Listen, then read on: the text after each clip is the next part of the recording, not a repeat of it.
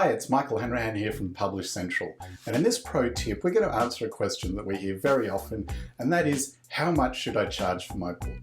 So there's a number of things to take into account when answering this question. The first place we suggest authors start is go to a bookstore, have a look online, have a look on Amazon, Booktopia, other sites, and see how much similar books are selling for. That'll usually give you about a $10 or $15 price range. So you might find books similar to yours are selling for, say, $24.95 up to $34.95 or something like that. So your starting point should be to be within that range.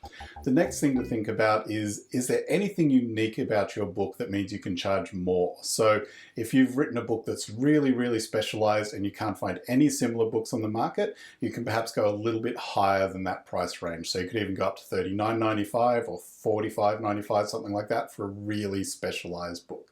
So another thing to factor in is your target market. So if you've written a book about how to pay your mortgage off in 3 years, those buyers are probably trying to save money. So you might think about making your price a little bit lower. Whereas if your book's aimed at CEOs or executives or high-level property investors, something like that, you'd certainly think about making your price a little bit higher because those people would expect to pay more for that kind of book. Another thing to factor in is the perceived value of your book. So we all have that thing where we think that things that are a little bit more expensive are probably higher quality. So if your book's selling for $29.95, people will be inclined to think it's better quality than if it's $19.95, just on the fact that the price is a little bit higher.